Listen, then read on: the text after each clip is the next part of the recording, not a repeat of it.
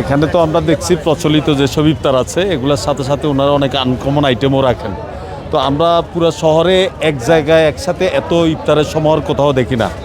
এখানে সব একসাথে থাকাতে আমরা বিভিন্ন ভ্যারাইটি যে যার পছন্দ মতো এখান থেকে বেছে নিতে পারি। তবে বিশেষ করে ওনাদের যেমন পায়া আছে, নলা আছে, বিভিন্ন কাবাব আছে, হ্যাঁ, তারপরে জালি কাবাব, শামি কাবাব, সব বিভিন্ন রকমের কাবাব আইটেমগুলা এগুলা মানে স্পেশাল ওনাদের।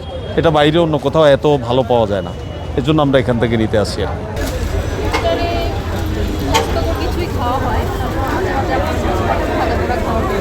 তখনই আসলে বাইরে থেকে কিছু নেয়। ইফতারে তো আমি মনে করি আপনার ভাজা পোড়া কম খাওয়াই ভালো, একটু ঠান্ডা জাতীয় জিনিস খাওয়াই ভালো, তারপরেও মাঝে মাঝে খাওয়া হয়ে যায় আসলে। আমি গতবারও খেয়েছিলাম, আমার হালিমটা খুব ভালো লাগছিল, হালিমটা ওদের বেস্ট। এখানে আসলে সবগুলোই ভালো, এখানে কোয়ালিটিটা অনেক মেনটেন করে তারা, খুবই ভালো, খাওয়ার মানটা খুবই ভালো, সবগুলোই ভালো। এখানে আসলে সাজেস্ট করার কিছু নেই, খাওয়ার মানটা ভালো, সবগুলোই ভালো। আমার কাছে হালিমটা মোটামুটি ভালো লাগে, haleem, chicken haleem, mutton haleem, beef haleem, এগুলো ভালো লাগে। আর চিকেনের যে ফ্রাইটাই আছে ওগুলো ভালো লাগে আমার কাছে। দাম তো আসলে একটু বেশি বা ঠিক আছে, এখন বাজার হিসাবে ঠিক আছে, দাম তেমন না, আমাদের জন্য ঠিক আছে। এখন যারা আত্মীয় তাদের জন্য সমস্যা আর কি। ভবিষ্যৎ হোক নিরাপদ, বিনিয়োগ হোক বিশ্বস্ত, আর আমার পছন্দ সল্ট বে। ওয়েলকাম টু সল্ট বে। জি আলহামদুলিল্লাহ, এখানে তো আসলে প্রত্যেক বছরই আমি আসি। এখানে তো মোটামুটি চিটাং শহরের মধ্যে মোটামুটি ভালো এখানে, তো এখানে অনেক ভালোই, খারাপ না, যেটা চাচ্ছি সেটাই পাচ্ছি, একই বাজারে সব কিছুই পাচ্ছি। মান অনুসারে দাম তো একটু বেশি মনে হচ্ছে, তারপরেও ঠিক আছে, মান অনুসারে ঠিক আছে দামটা।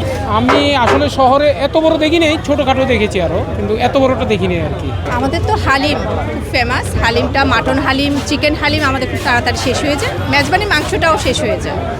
আর আদার এই যে আমাদের মাটন তেহেরি সেটাও কিন্তু শেষ হয়ে যাচ্ছে, চিকেনের আইটেম তো বাচ্চারা পছন্দ করে, সেটাও শেষ হয়ে যাচ্ছে। আপনারা দেখেন এখন আমাদের হালিম যে একদম পাতিল খালি, অনেকে এসে কিন্তু ফিরে যাচ্ছে, পাচ্ছে না। এটা যদি আপনার দুপুরের নাগাদ, দুপুর থেকে বিকেল 3টার মধ্যে আসেন তাহলে পেয়ে যাবেন। এরপর কিন্তু আসলে আমাদের রাশ, মানে কে নিবে না কাড়াকাড়ি লেগে যায়।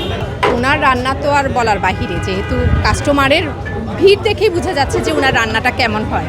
তো কাস্টমারের পছন্দের কারণেই আমরা আবুল বাবুর্চিকে আমরা রেখেছি। তো ওনাকে বলবো কি, উনি আসলে আমাদের জন্য অনেক পরিশ্রম করে, আমাদের জন্য অনেক মজার মজার খাবার রান্না করে, বিশেষ করে কাস্টমারদের জন্য মজার মজার রান্না করে, এটাই আমাদের জন্য অনেক বড় পাওয়া।